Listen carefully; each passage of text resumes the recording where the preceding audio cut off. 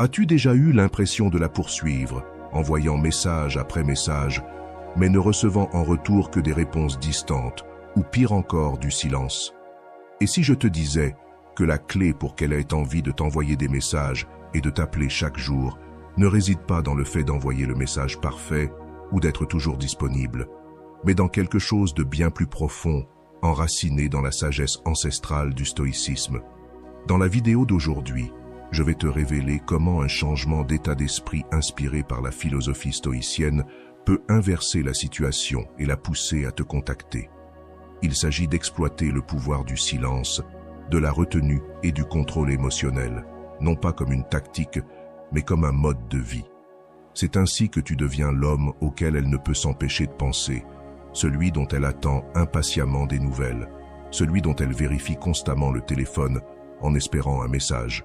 Reste avec moi, car à la fin de cette vidéo, tu sauras exactement comment te positionner dans son esprit comme quelqu'un à qui elle ne peut résister et qu'elle a envie d'appeler et de contacter chaque jour. Premier, crée la culture que tu veux.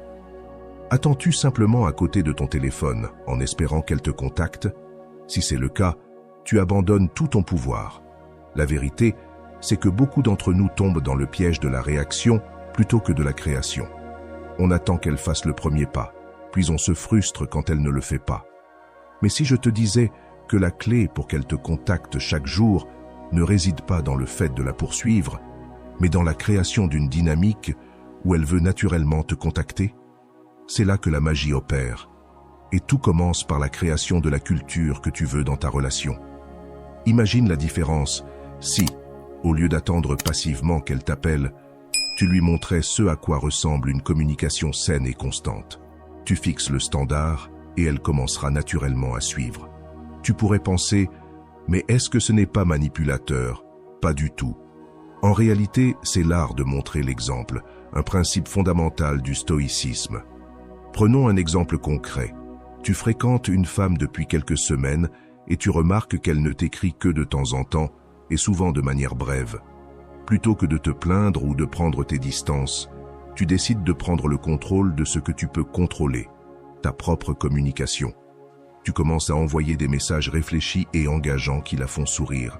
Tu prends des nouvelles, non pas avec une énergie de besoin, mais avec une curiosité sincère sur sa journée.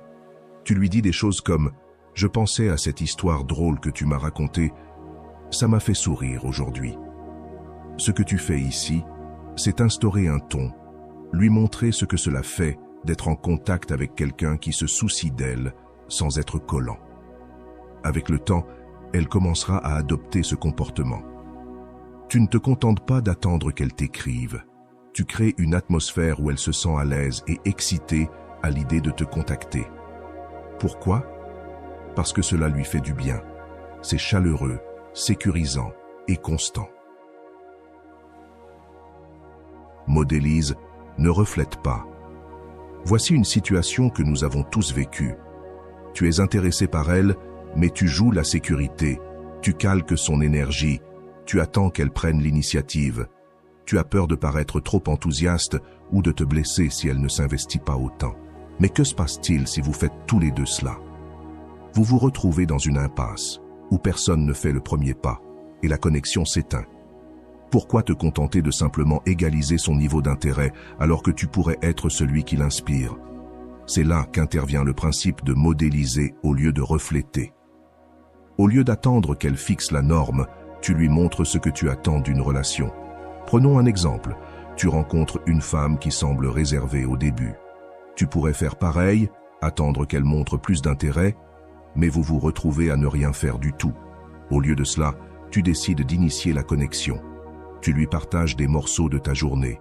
Tu lui envoies un message vocal juste pour lui dire que tu as pensé à elle. Tu lui montres ce que c'est d'être avec quelqu'un d'engagé et d'ouvert. Tu ne le fais pas dans l'attente d'une réponse, mais parce que c'est la manière dont tu veux interagir. Et avec le temps, elle commencera à te répondre de la même façon, non pas parce que tu l'as forcée, mais parce qu'elle ressent la sécurité et l'énergie positive que tu apportes. C'est comme construire un pont entre vous. Quelqu'un doit poser la première planche. 3. Fixe la norme. et maintiens-la. Il existe une vérité puissante dans les relations. Tu apprends aux autres comment te traiter en fonction des normes que tu établis. Si tu te présentes constamment avec de l'effort, de la gentillesse et de l'attention, mais qu'elle ne t'accorde que des réponses tièdes, il est temps de faire un pas en arrière. Ce n'est pas une question de jouer à des jeux ou de manipuler son comportement, mais de respecter ton propre temps, ton énergie et ta valeur. Lorsque tu fixes une norme et que tu la maintiens, tu communiques quelque chose d'important. Tu te respectes assez pour ne pas te contenter de moins. Cette mentalité ne concerne pas seulement l'obtention de ce que tu veux, elle repose sur l'incarnation d'un profond respect de soi qui attire naturellement les autres. C'est un enseignement fondamental de la philosophie stoïcienne. Connais ta valeur, établis des limites et fais en sorte que tes actions s'alignent avec tes valeurs. Nous avons tous été là. Tu apprécies vraiment quelqu'un, alors tu mets plus d'efforts. Tu lui envoies des messages chaque matin, tu planifies des rendez-vous attentionnés et tu fais tout pour lui montrer que tu tiens à elle. Mais au bout d'un moment, tu remarques qu'elle ne suit pas ton rythme. Peut-être que ses réponses sont courtes ou qu'elle ne te contacte que lorsque c'est pratique pour elle. Il est tentant de continuer à donner, en espérant qu'elle finira par voir ta valeur et réciproquer. Mais voici la dure vérité. Quand tu continues à donner sans recevoir le même niveau d'effort en retour, tu lui apprends qu'il est normal de te donner moins. Tu établis une norme où elle n'a pas à faire d'efforts, et au lieu de susciter de l'attraction, cela mène souvent à la frustration et au ressentiment. Créer un sentiment d'absence. Voici quelque chose que beaucoup de gens ne comprennent pas au début des rencontres. Ils pensent qu'être constamment disponible, toujours prêt à répondre à la vitesse de l'éclair, est une méthode infaillible pour la conquérir. Mais voici la réalité. Si tu es toujours là, toujours à entrer en contact, tu laisses peu de place pour qu'elle veuille te contacter elle-même. Sans le réaliser, tu risques d'étouffer la connexion même que tu essaies de créer. Il y a un changement subtil mais puissant qui se produit lorsque tu crées un sentiment d'absence. Il s'agit de trouver l'équilibre entre être présent et lui donner l'espace nécessaire pour remarquer le vide en ton absence. Pense-y comme une chanson favorite. Si tu l'écoutes en boucle sans cesse, elle perd de son impact. Mais lorsque tu fais une pause et que tu y reviens, tu l'apprécies encore plus. Le même principe s'applique aux relations. Imagine ce scénario. Tu as eu un super rendez-vous, vous échangez des textos et la conversation coule de manière fluide. Il est tentant de continuer à maintenir l'élan, de continuer à envoyer des messages jusqu'à ce que la conversation se termine naturellement. Mais et si, au lieu de cela, tu faisais une pause au point culminant de la conversation? Tu pourrais dire quelque chose comme « Je vais entrer en réunion, mais j'ai adoré notre discussion.